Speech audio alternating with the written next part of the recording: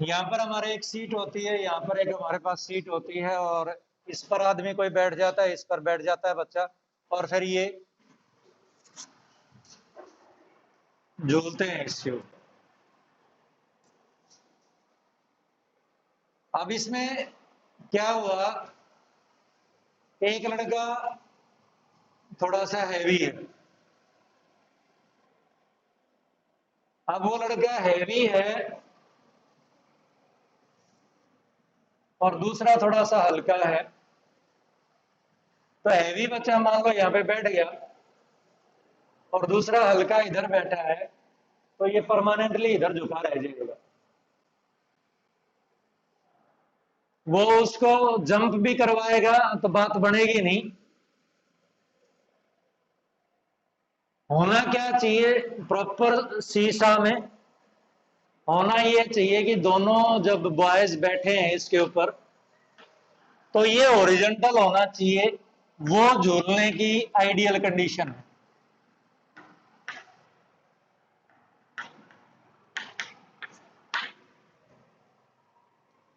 कौन सी झूलने की आइडियल कंडीशन है? दोनों अपने पैर हटा दें जमीन के ऊपर से और बराबर रह जाए, ताकि इजीली क्या कहते हैं आराम से इधर का उधर इधर का उधर आपके पास हो जाए। तो ये चीज हमें कैलकुलेट करनी है। वो ये कहता है कि यहां पर 10 किलोग्राम का बच्चा बैठ गया तो 15 किलोग्राम का बच्चा कहां पर बैठे,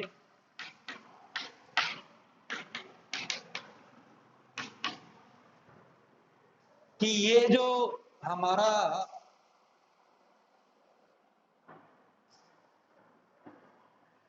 प्रॉपरली काम करे। I am reading the question number 7, page number 184, H C. Verma.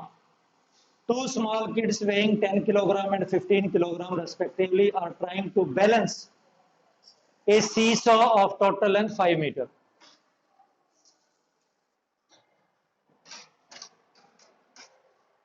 With the fulcrum at the center.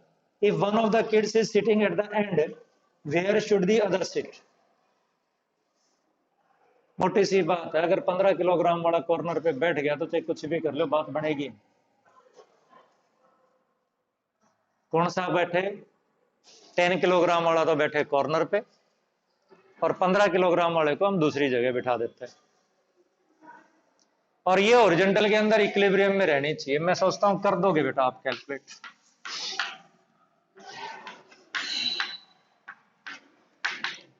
Try करो कौन कौन कर सकता है।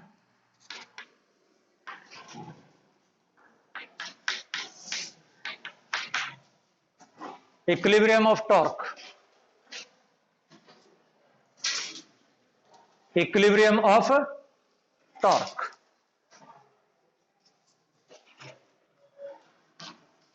Equilibrium of torque.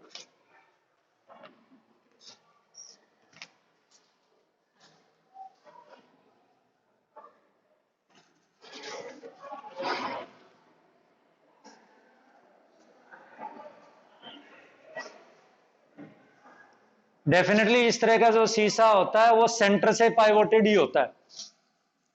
कहां से पाइवोटेड है? सेंटर से पाइवोटेड है।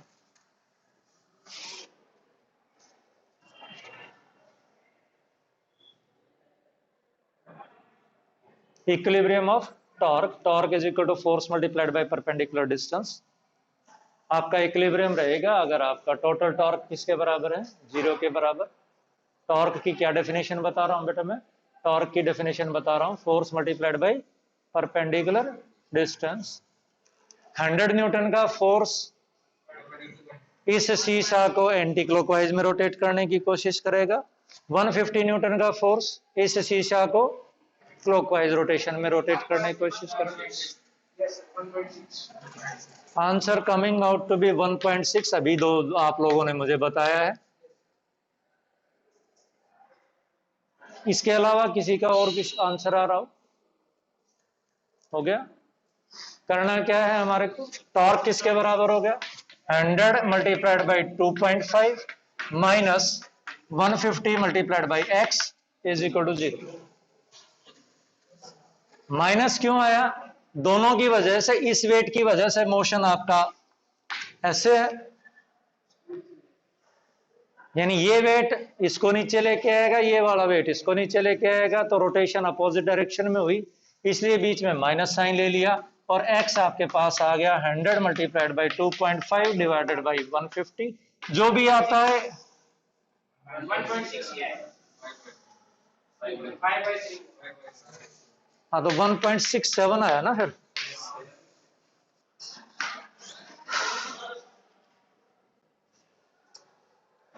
एक और क्वेश्चन, आराम आराम से करेंगे क्वेश्चन को, आराम आराम से करेंगे, कॉन्सेप्ट समझेंगे, क्वेश्चंस को करना सीखेंगे, और क्वेश्चंस एक बार हमें करने आ जाएंगे तो हो जाएंगे। जैसे मैं आपसे परसों डिस्कस कर रहा था कि शेल थ्योरम मैंने आज तक प्रूव नहीं किया है और ना किसी किताब में है, पर थोड़ी बहुत फिजिक्स लगा लेते हैं तो कोशिश करेंगे हो जाएंगे। और वो हो ही गई थी कहीं न कहीं, क्या कहते हैं, प्लस या माइनस की मिस्टेक होगी, क्योंकि जिसने भी दोबारा मैंने सॉल्यूशन हाथों हाथ ही डाल दिया था जाकर के, घर जाकर के जिसने भी देखा था तो ऑलमोस्ट क्या कहते हैं सेम स्टेप्स थे। तो फिजिक्स करनी आ जाएगी तो प्रॉब्लम्स बड़ी आसान हो जाएगी। अब ये कहता है कि हमारे पास कुछ इस तरह की सीढ़ी है और बीच में से उसको रस्सी से बांध रखा है, यानी ये उसका लेग इधर ना जाए, ये उसका लेग इधर ना जाए। एक लैडर है, उस लैडर डबल लैडर हो गई, ऊपर वाला तो उन्होंने क्या कर दिया, ज्वाइंट बना दिया, और नीचे वाले दोनों लेग्स जो हैं उसके वो साइड में कर दिए, और बीच में बांध दी क्या चीज, रस्सी। अब अगर इसके ऊपर कोई आदमी बैठता है, अगर इसके ऊपर कोई आदमी बैठता है तो वो, अगर ये रस्सी बंधी हुई ना हो, फ्रिक्शन प्रॉपर ना हो, तो ये फिसल जाएगी। पर उसने फ्रिक्शन को भी शायद इन्वॉल्व किया है, पता नहीं किया है कि नहीं, फ्रिक्शनलेस फ्लोर है, फ्रिक्शन को इन्वॉल्व ही नहीं किया। तो मोटी सी बात है कि अगर ये रस्सी नहीं बंधी हुई होती तो ये फिसल जाए। सेम फंडा है क्वेश्चन। मैं क्वेश्चन रीड करता हूं, H C. Verma, page number 185, question number 9। The ladder shown in the figure has negligible mass. Ladder का भी मास नहीं है, कोई बात नहीं, नहीं रहेगा, पड़ा रहेगा। Rest on A frictionless floor, ठीक है। The cross bar connects the two legs of the ladder at the middle, ये मिडल है, this is the mid point of the ladder, this is the cross bar. The angle between the two legs is 60 degree, ये वाला angle क्या है, 60 degree है, ठीक है। The fat person, अच्छा जी, the fat person sitting on the ladder has a mass of 80 kg। 80 kg वाले कोई फैट कहेंगे क्या है? 80 kg तो इस भैया का भी होगा, इज नॉट फैट। फिर परमवीर सर जिसमें 120 किलो है उनको क्या कहेंगे? चलो मान लेते हैं, find the contact force exerted by the floor on each leg and the tension in the crossbar। यहां पे कॉन्टैक्ट फोर्स निकालना है, नॉर्मल रिएक्शन नहीं निकालने, क्या निकालना है, कॉन्टैक्ट फोर्स निकाल। और यहां पर by the way contact force और नॉर्मल रिएक्शन बराबर होंगे, क्योंकि फ्रिक्शन काम नहीं कर रहा, क्योंकि उसने क्या कहा, फ्रिक्शनलेस सरफेस कहा। क्योंकि अगर यहां पर अगर मैं बात करके चलूं तो दो फोर्स काम कर रहा है, नॉर्मल रिएक्शन, दूसरा मैं लिख नहीं सकता, अगर फ्रिक्शन काम कर रहा होता तो दूसरा भी काम करता। इस पॉइंट के ऊपर वो अलोंग द सरफेस होता तो फ्रिक्शन काम कर रहा होता, तो मैं फ्रिक्शन का स्क्वायर करके, नॉर्मल रिएक्शन का स्क्वायर करके, और दोनों को क्या कर देता, स्क्वायर करके ऐड कर देता, और क्या ले लेता फिर उसका स्क्वायर रूट। पर अभी क्या कह रहा है वो, फ्रिक्शनलेस। क्या निकालना है, नॉर्मल रिएक्शन निकाल, क्या निकालना है, नॉर्मल रिएक्शन निकालना है। इसका मास किसके बराबर है, 80 किलोग्राम के बराबर है। यहां पर क्या काम कर रहा है बेटा, टेंशन। तो दो चीजें हमने निकाल, एक तो टेंशन निकालना है, दूसरा क्या निकालना है, नॉर्मल रिएक्शन निकालनी है। ना तो ये फिसल रही ना ये घूम रही, यानी ये जो बॉडी है मेरे पास, ये जो सिस्टम है मेरे पास, ये इक्विलिब्रियम में है। किसमें है बेटा? इक्विलिब्रियम में है। अब अगर ये सिस्टम आपका इक्विलिब्रियम में है तो इस सिस्टम के ऊपर मैं काउंट कर रहा हूं अब नंबर ऑफ फोर्सेस काम कितने कितने कर रहे हैं और कहां कहां कर रहे हैं। ठीक है बेटा, तो मोटी सी बात है कि भाई ये मेरे पास फोर्स जो है वो काम करेगा वर्टिकली डाउनवर्ड, राइट बेटा। और कौन सा फोर्स काम कर रहा है? नॉर्मल रिएक्शन, ये वाला नॉर्मल रिएक्शन। इधर भी अलग नॉर्मल रिएक्शन मान लो या सेम मान लो? सेम मान लो, वैसे अलग भी हो सकता है, बट क्योंकि ये आपके पास इक्विलेटरल ट्रायंगल बना रहा है और बाइसेक्टर बात कर रहा है, 60 डिग्री का एंगल की बात कर रहा है और दोनों लेग्स की लेंथ क्या बता रहा है? बराबर बता रहा है, तो हमने इसमें ये भी क्या मान लिया? नॉर्मल रिएक्शन क्या मान ली बेटा? सेम मान ली। और कौन सा फोर्स काम कर रहा है इन लेडर्स के ऊपर? टेंशन काम कर रहा है जो रिप्रेजेंट कर रहा है।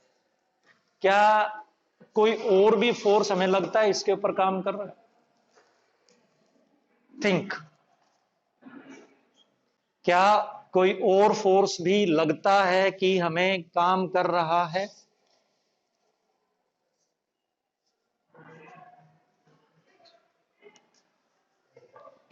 अगर लग रहा है तो लगा देते हैं, और नहीं समझ में आता कि लग रहा है तो छोड़ देते हैं, आगे क्वेश्चन को फॉरवर्ड करते हैं। चेक करो, बस खत्म। और कोई फोर्स नहीं लग रहा ना इसके ऊपर? नहीं लग रहा। सबसे पहले मैं आपके साथ डिस्कस करता हूं equilibrium of forces, translatory equilibrium. Translatory equilibrium का क्या मीनिंग है? मैंने ये बेटा मान लिया एक्स एक्सेस और ये मैंने मान लिया, कितना मान लिया? कौन सा मान लिया? Y axis. तो अगर मेरे पास इक्विलिब्रियम है तो summation of F X zero होना चाहिए और summation of F Y zero होना चाहिए। कितने लोगों को समझ में आया?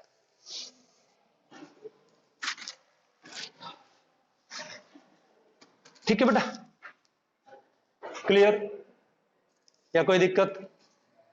समेशन ऑफ एफ एक्स कहता है T minus T is equal to zero.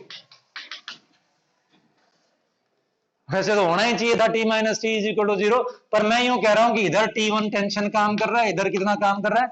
T2 tension काम कर रहा है। तो ये आपके पास इधर तो हमारे पास कितना फोर्स काम कर गया?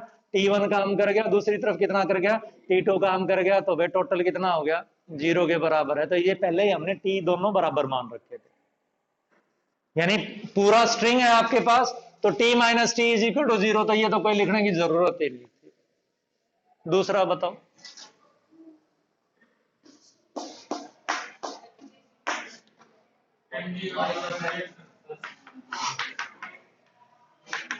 कितने लोगों को समझ में आया? हाथ ईमानदारी से खड़े करें। हो गया क्वेश्चन? हो गया क्वेश्चन? क्या क्वेश्चन हो गया मेरे पास? मेरे पास ये आ गया n is equal to 80 multiplied by g की वैल्यू जो उसने दे रखी है उसके अनुसार पुट करके।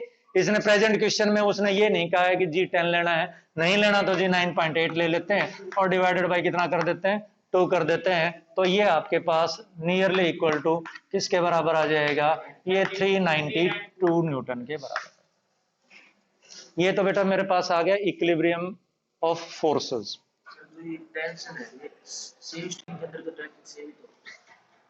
सेम स्ट्रिंग के अंदर टेंशन, हाँ तो वेरीफाई हो गया ना, वो वेरीफाई हो गया ना। मान लिया T1 और T2, मैंने तो गलती कर दी, T1 और T2 मान लिया, ठीक है। पर जब मैं इसको सॉल्व करने लगा तो वापस T1 इज इक्वल टू क्या आ गया? T2 आ गया, ठीक है ना। अब यहां पर भी ये नजर आ रहा है कि भाई n और n बराबर है, ना भी होते तो n और n2 मान लेते, क्या फर्क पड़ता था?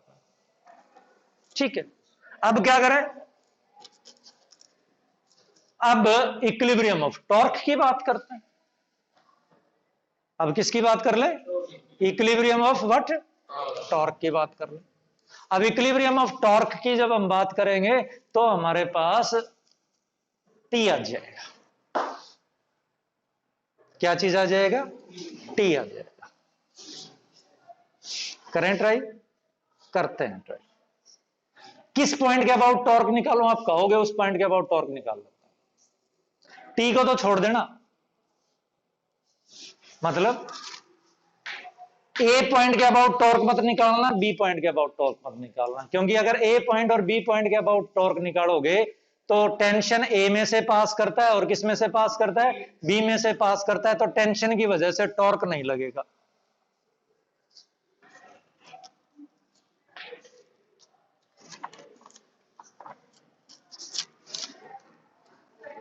ये ऊपर ले जाओगे,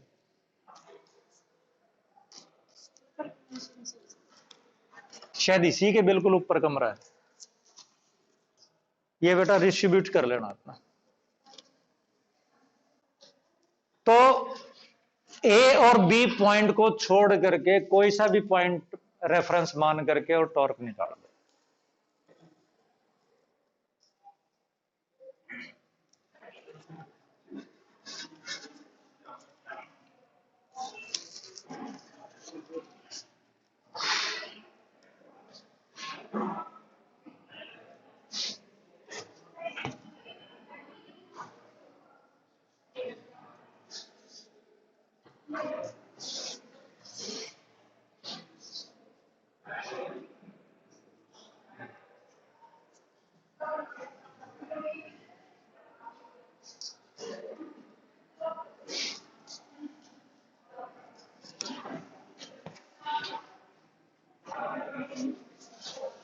करो, कैलकुलेट करो, कोई भी एक पॉइंट मान लो और उसके अबाउट टॉर्क कैलकुलेट।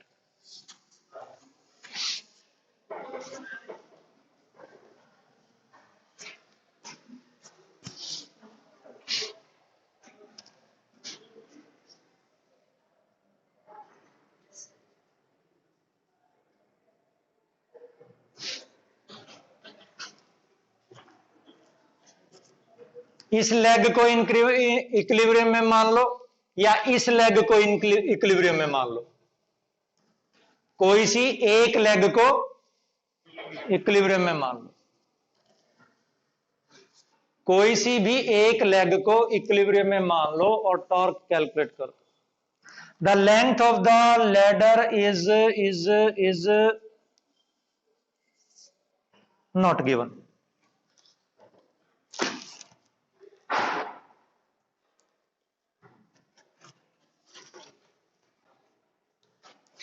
क्या कह रहा हूं बेटा मैं आपको? मैं ये कह रहा हूं कि चाहे आप इसकी कोई सी एक लेग को किसमें मान लो? इक्विलिब्रियम में मान लो, उसके ऊपर टॉर्क निकालो।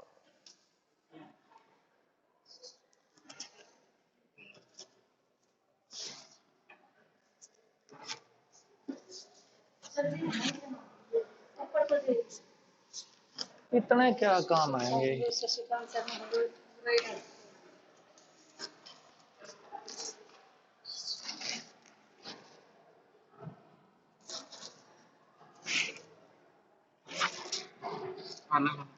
चलो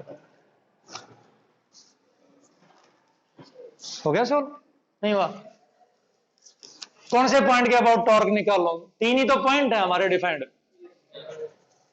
ए B C D E. A और बी को मैंने आपके लिए जानबूझ करके मना किया है। क्यों मना किया है?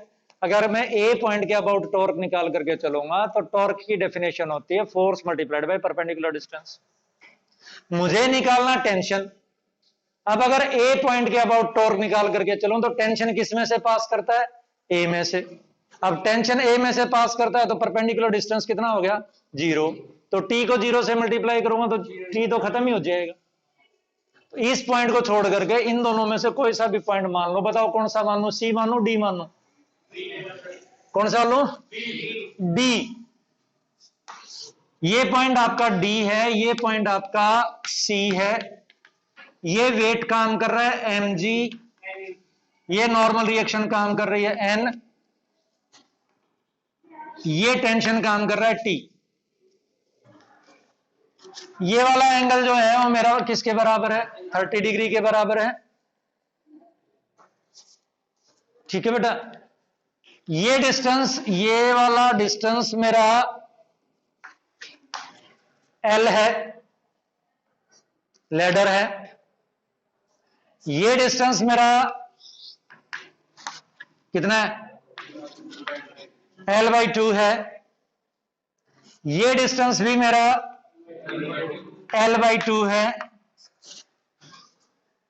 ठीक है बेटा, ये पॉइंट मैंने लिया C, ये पॉइंट लिया मैंने D, ये पॉइंट लिया मैंने A। D पॉइंट से इसके ऊपर नॉर्मल डाल दिया। DE is perpendicular distance of MG।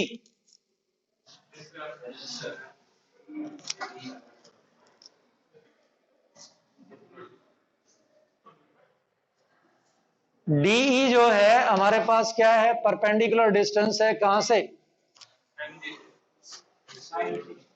MG से। ठीक है बेटा,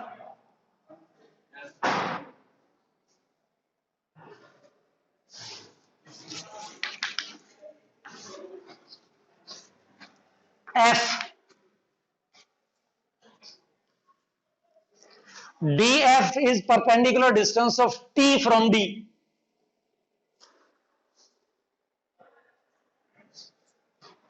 बताओ, DF जो है ये T को मैंने लंबा कर दिया, T को मैंने लंबा कर दिया,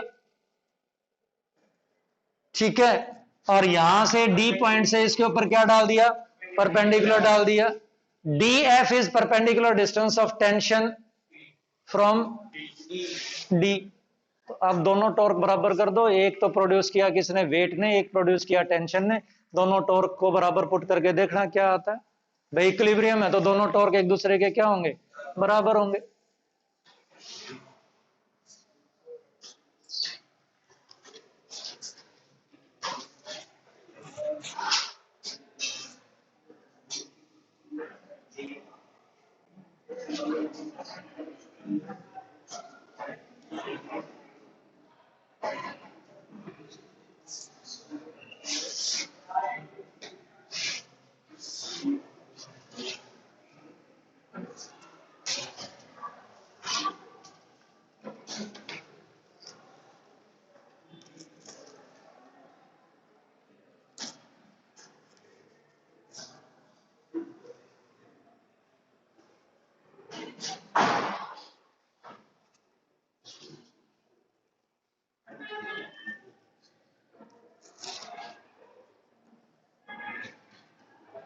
यहां पर मेरे को लगता है एक प्रॉब्लम और हो गई।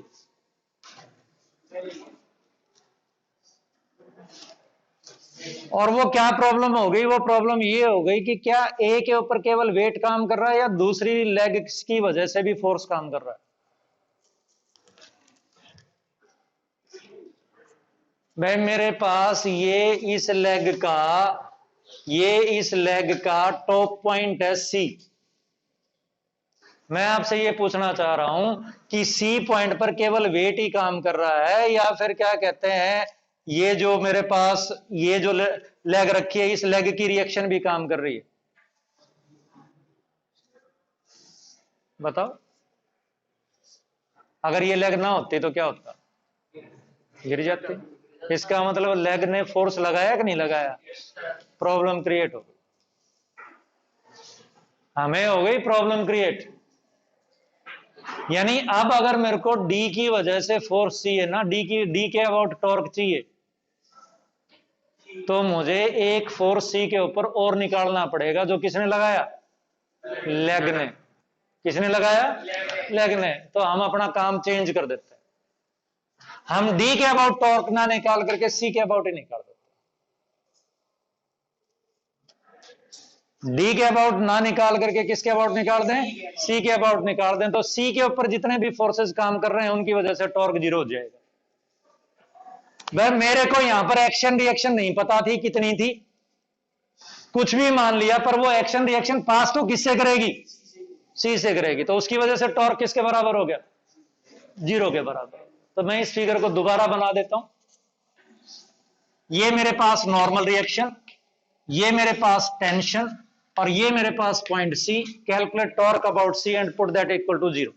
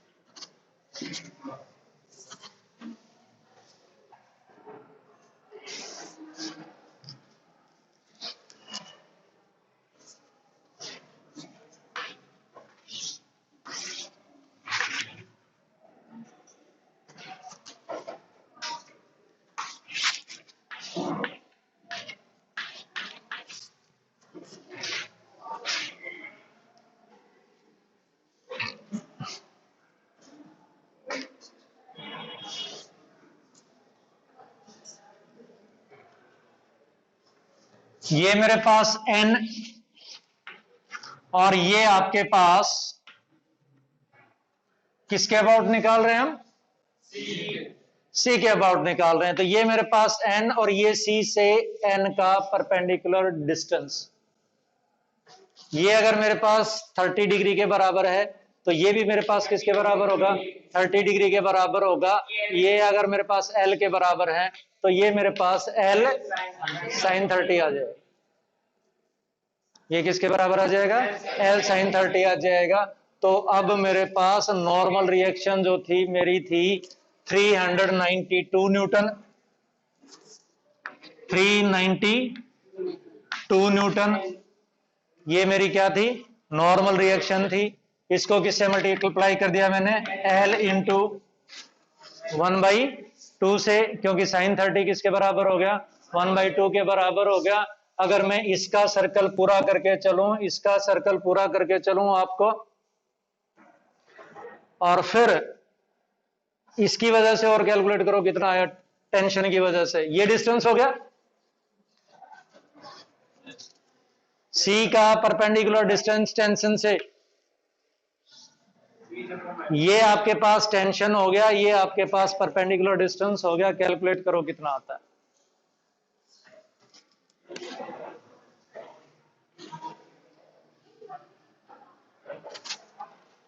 कितना answer?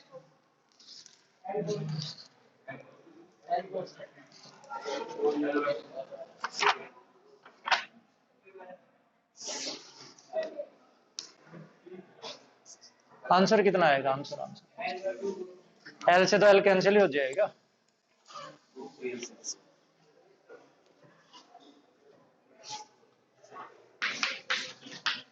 T into L/2 cos 30, 2 से 2 कैंसिल हो गया, L से L कैंसिल हो गया, इधर 2 और नीचे √3। cos थीटा किसके बराबर होगा आपका? cos 30 किसके बराबर होगा? √3/2 के बराबर होगा। तो ये आपके पास आ, क्लियर बेटा? और बताओ।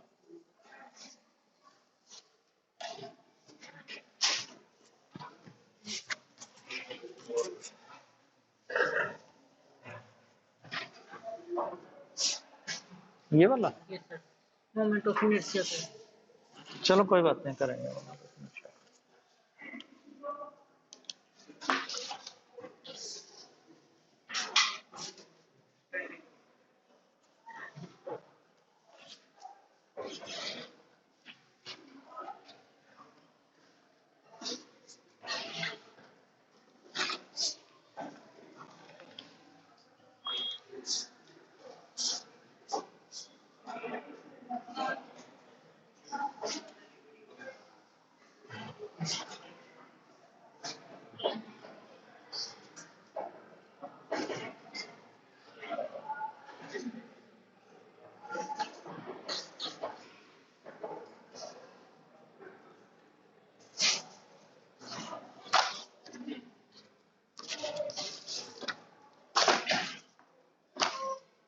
Seven identical circular plank discs, each of mass m and radius r, are welded symmetrically as shown. The moment of inertia of the arrangement about the axis normal to the plane and passing through the point P. Normal to the plane and passing through point P.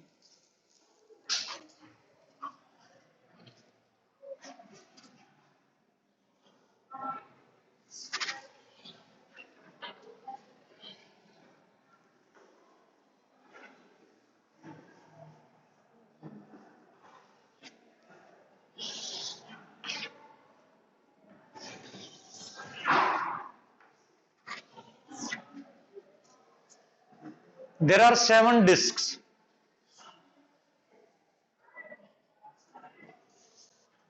इस system का P point के about moment of inertia चाहिए। कई सारे बच्चे late join हुए होंगे, कोई बात। तो थोड़ा सा क्रैमिंग की बात करेंगे, बाकी क्या कहते हैं धीरे धीरे आदत में आ जाएगा। जो लोग स्टार्टिंग से साथ है मेरे, डिस्क का जो मोमेंट ऑफ इनर्शिया होता है about an axis parallel to about an axis perpendicular to its plane passing through its center is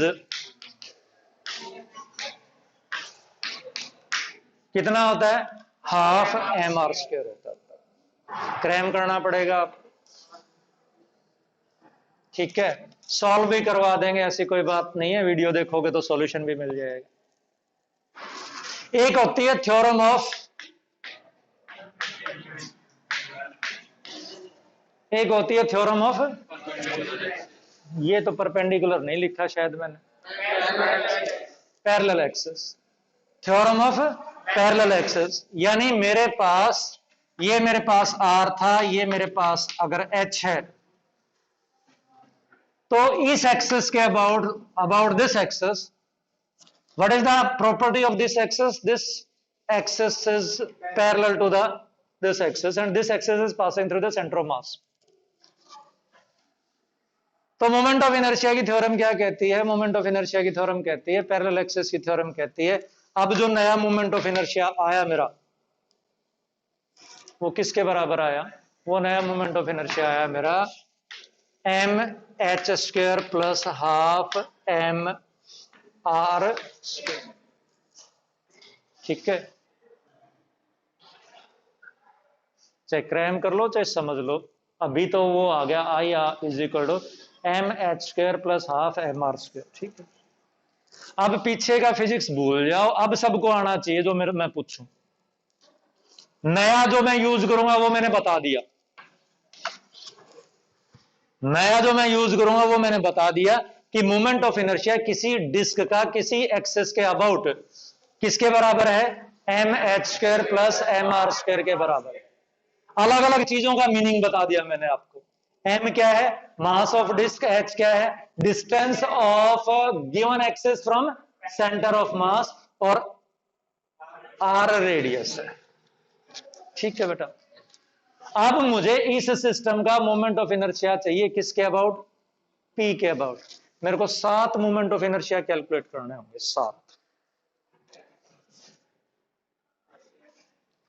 इस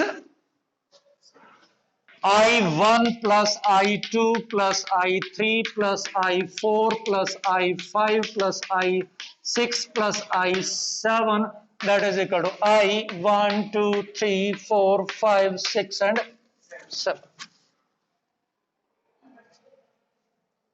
ठीक है बेटा। किस एक्सिस के अबाउट रोटेट करने, किस एक्सिस के अबाउट कैलकुलेट करने हैं? पी के अबाउट कैलकुलेट करने हैं। यू एक्सिस है, यू ऐसे, ठीक है। इसको मैंने क्या नाम दिया? 1 नाम दिया। क्या नाम दिया मैंने इसको? 1 नाम दिया। तो I1 तो हो गया बेटा मेरे पास अनडाउटली हाफ एम आर, ये फार्मूला कहता है। अब मैं फार्मूला के अनुसार चलूंगा। अब आप में से कोई पीछे इफ एंड बट नहीं होनी चाहिए, ठीक है। अब मुझे बताओ what is the distance of centre of second disc from the first? कितना बता रहे हो? 2r। तो मैं लिखूं I2 is equal to half M R square plus N into 2r square. बताओ कितने लोगों को समझ में आया है? अब मैं सीधा सीधा फार्मूला यूज कर रहा हूं, ठीक है बेटा। और यही चीज मेरे को लगता है कि I6 है। यही चीज मेरे पास क्या चीज है? I6 है, ठीक है। I6 है, और यही चीज मेरे पास I7 है। I1 कैलकुलेट हो गया, I2 कैलकुलेट हो गया, I6 कैलकुलेट हो गया, I7 कैलकुलेट हो गया। कौन कौन सा बच गया? 3, 4, 3 और 5 बराबर होने चाहिए। 3 और 5। अब आपकी ज्योमेट्री क्या कहती है, ये डिस्टेंस कितना है?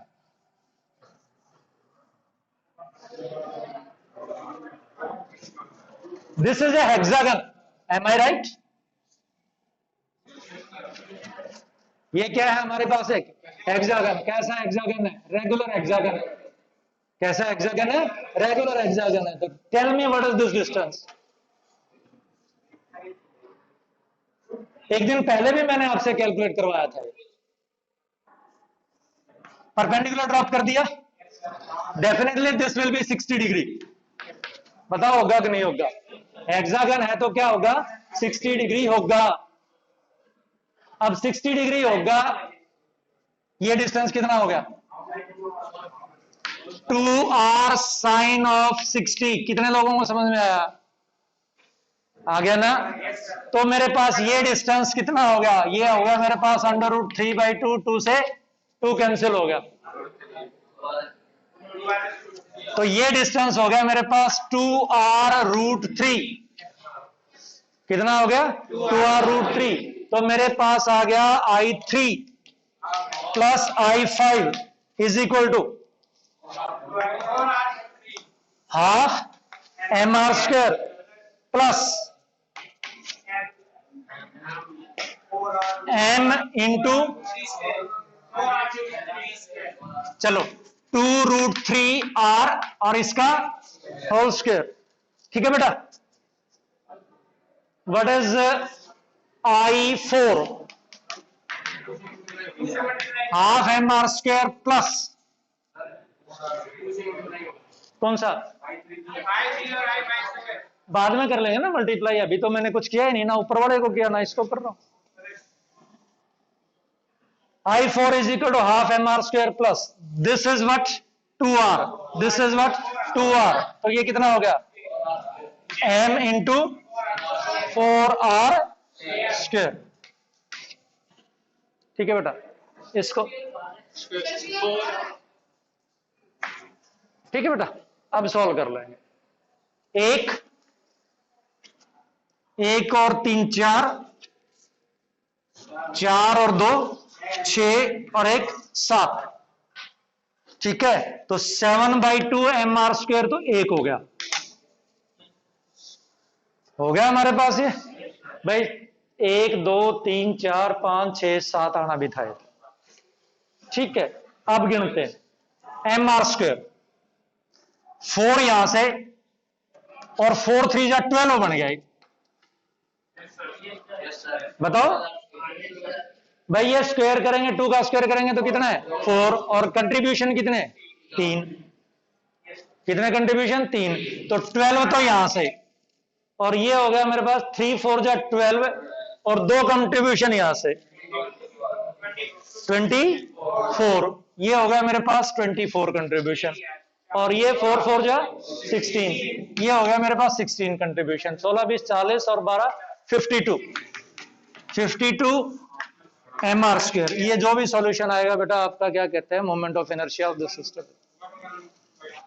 जितना भी आता है। ठीक है? फिजिक्स आनी चाहिए, कैलकुलेट हो जाएगा।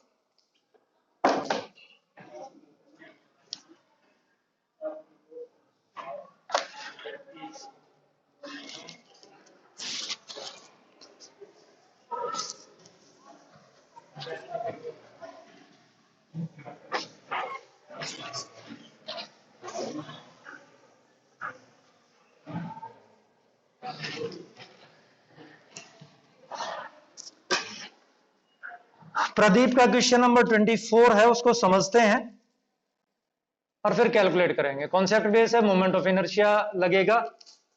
और let we see, a cord is wound around a circumference of a bicycle wheel of diameter 1 metre. ये साइकिल का व्हील है, डायमीटर कितना? 1 मीटर। बाद में बात करेंगे। R is equal to 1/2 metre, जब जरूरत पड़ेगी तो यूज कर लेंगे। ये मेरे पास आर है, न्यूमेरिकल वैल्यू बाद में पुट करें। ठीक है, इसके चारों तरफ एक रस्सी घुमा दी, कहीं से बांध दी और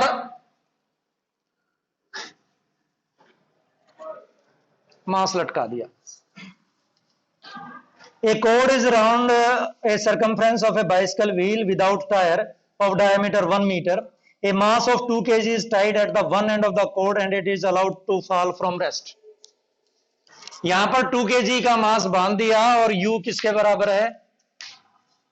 0 के बराबर है और छोड़ दिया है। आगे The weight falls 2 metre in 4 second. ये आपका नीचे गिरता है, 2 मीटर गिरता है, 4 सेकेंड में गिरता है। 2 मीटर गिरता है, कितने सेकंड में गिरता है? 4 सेकंड में गिरता है। The axle of the wheel is horizontal मान रखा है मैंने, this is the axle of the wheel. ये मेरा जो हैंड है, this is representing axle of the wheel. ये हॉरिजॉन्टल है तो ही पहिया ऐसे घूमेगा। ठीक है, इस पंखे का एक्सल जो है वर्टिकल है। ये जो फैन नजर आ रहा है इसका एक्सल कैसा है आपका? वर्टिकल है, क्योंकि ये हॉरिजॉन्टल प्लेन में घूम रहा है। और ये व्हील कैसे प्लेन में घूम रहा है? वर्टिकल प्लेन में घूम रहा है, तो इसका एक्सल कैसा है? हॉरिजॉन्टल है।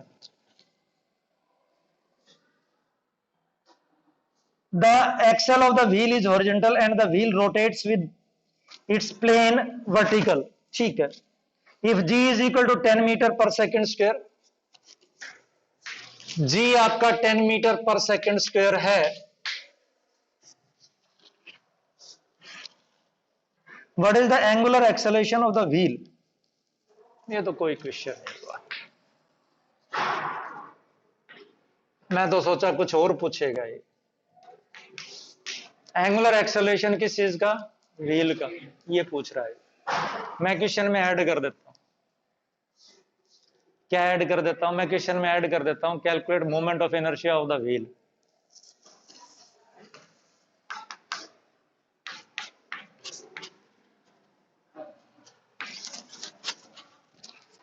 पता नहीं मेरा व्हील कैसा है, ना तो डिस्क सा नजर आ रहा, ना रिंग सा भी नजर आ रहा, पता नहीं क्या है, मास नहीं दे रखा। तो मैंने इस क्वेश्चन में एक चीज और ऐड कर दी, और वो क्या ऐड कर दी?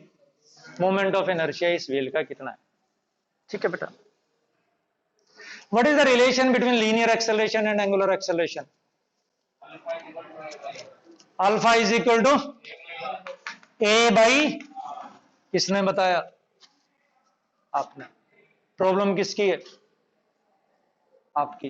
बेटा ये क्वेश्चन तो सॉल्व होगा। कौन सा क्वेश्चन? कितने लोग कर सकते हैं? नहीं कर सकते। अब मैं दूसरा क्वेश्चन पूछता हूं, एक ऑब्जेक्ट 0 स्पीड से स्टार्ट होकर के 4 सेकंड में 2 मीटर चलती है। सुना मैंने क्या बोला? एक ऑब्जेक्ट 4 सेकंड में 2 मीटर चलती है 0 से स्टार्ट होकर के। What is the acceleration?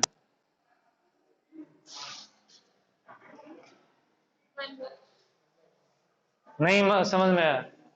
एक ऑब्जेक्ट जिसकी इनिशियल वेलोसिटी 0 है, s 2 मीटर ट्रेवल करती है, t 4 सेकेंड में ट्रेवल करती है, व्हाट इज द एक्सेलरेशन? कितना आ गया? 1/4। 1 कितना आया? 2 is equal to 1/2 a। T square कितना हो गया? 4 स्क्वायर। तो मेरे को लगता है कि a किसके बराबर आ गया? 1/4। तो इसका मतलब ये है कि इस पॉइंट का लीनियर एक्सेलरेशन 1/4 मीटर पर सेकेंड स्क्वायर है। बताओ, इस पॉइंट का लीनियर एक्सेलरेशन किसके बराबर है? 1/4 मीटर पर सेकेंड स्क्वायर के बराबर है। तो एंगुलर एक्सेलरेशन आ गया कि नहीं आ गया? वो बता दिया आपने। अल्फा किसके बराबर है? a/r के बराबर। अल्फा किसके बराबर है? a/r के बराबर है। और ये आंसर बता रहा है 0.5 रेडियन पर सेकंड स्क्वायर। आ गया भाई? क्यों आ गया? a तो 1/4 है और रेडियस आपका 1/2 है, तो किसके बराबर बच गया? अब मैंने इसके साथ नया क्वेश्चन ऐड किया। क्या नया क्वेश्चन ऐड किया बेटा? मोमेंट ऑफ इनर्शिया इस व्हील का कितना है? करें कैलकुलेट? करते हैं।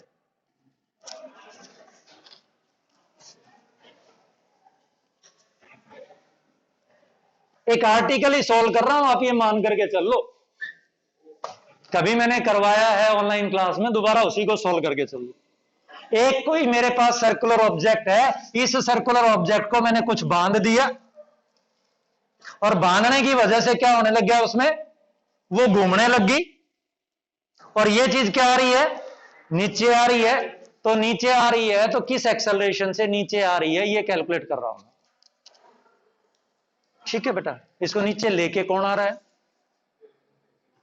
इस 2 किलोग्राम को नीचे कौन लेके आ रहा है?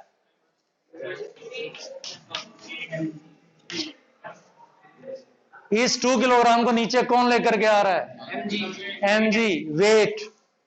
अपोज कौन कर रहा है? अपोज कौन कर रहा है? बन गई बात? क्या बात बन गई? बात बन गई मेरे पास mg - t = ma। बताओ कितने लोगों को यहां तक बात समझ में आती है? कुछ नया नहीं कर रहा, जो 9वीं में पढ़ा वो कर रहा, छोटा छोटा 11th का बता दूंगा बस। ठीक है, अब इस व्हील को कौन घुमा रहा है? mg घुमा रहा है या टेंशन घुमा रहा है? बताओ। दो ऑप्शन दे रहा हूं मैं आपको। इस व्हील को वेट घुमा रहा है, हाथ खड़े करो।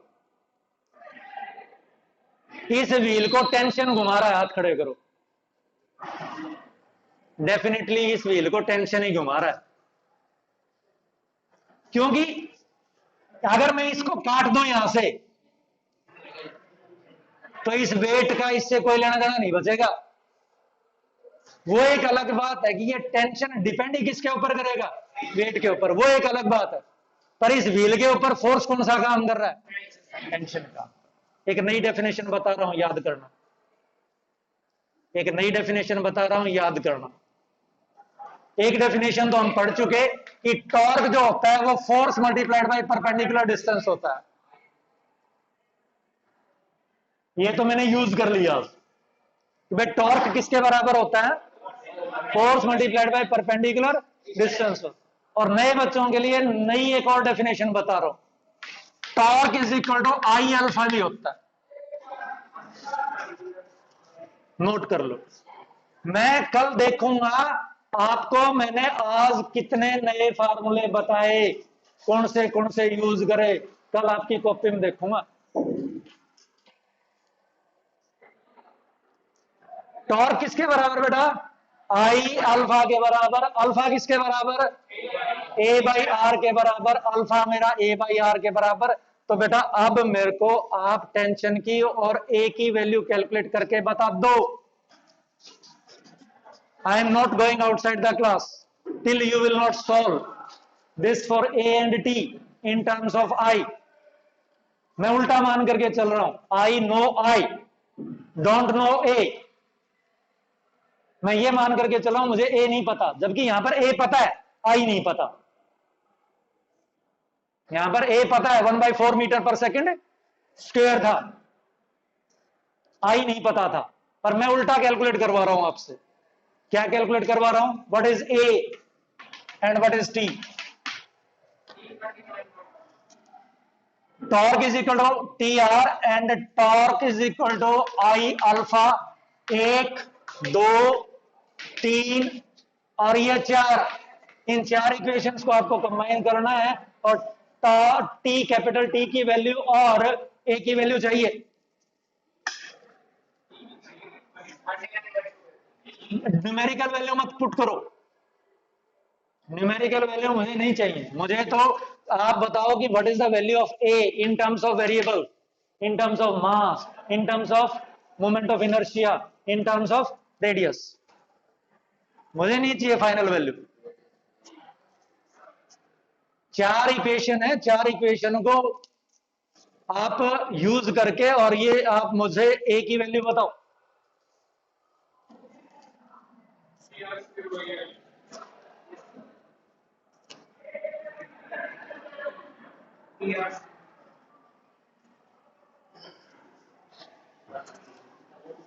बेटा टी भी तो चाहिए,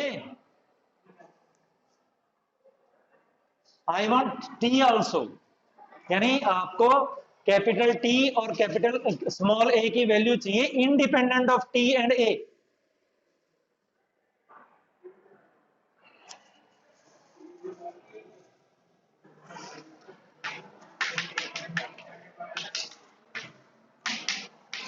कितने लोगों को समझ में आया? इक्वेशन नंबर 4 कितने लोगों को समझ में आई? इक्वेशन नंबर 4 मैंने लिखी 5। इक्वेशन नंबर 5 मैंने लिखी 1, 2 और 4 से।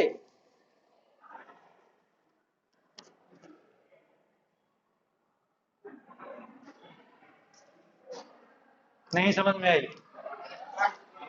किस किस को समझ में आई?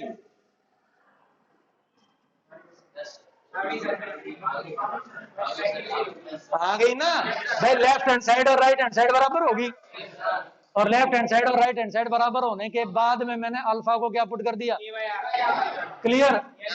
दोनों को ऐड कर दो, दोनों को ऐड कर दिया।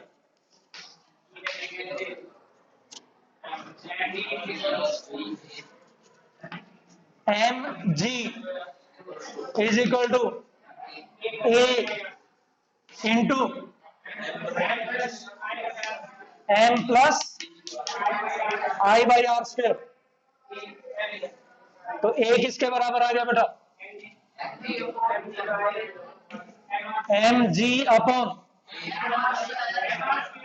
वो अलग ही पड़ा रहने दो, M plus I by R square. क्योंकि अगर कोई मेरे पास मान लो ये रिंग होती तो मैं इसको एम आर स्क्वायर के बराबर पुट कर देता। अगर मेरे पास ये डिस्क होती तो मैं इसको किसके बराबर पुट कर देता? हाफ एम आर स्क्वायर के बराबर पुट कर देता। आर स्क्वायर से क्या कैंसिल हो जाता? आर स्क्वायर कैंसिल हो जाता। क्या आ गया बेटा मेरे पास यहां पर? ए आ गया। तो अब मैं इसका उल्टा क्वेश्चन मान करके चलो, यानी मैं ये कह रहा था कि भाई इस क्वेश्चन में मैं यूं ऐड कर देता हूं कि what is the moment of inertia of the wheel. तो मुझे ये वाला मास पता था, दे रखा था ना, जी पता होता है, ये मास पता था, आर पता था, ए पता था, आई कैलकुलेटर चाहिए। किस किस को समझ में आया? पक्की बात है? पक्की बात है?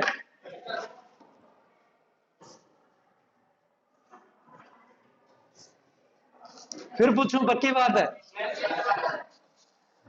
तो उस भैया का क्वेश्चन लिखो और कल सोल्व करके ले आना। बेटा उसको बंद कर दियो।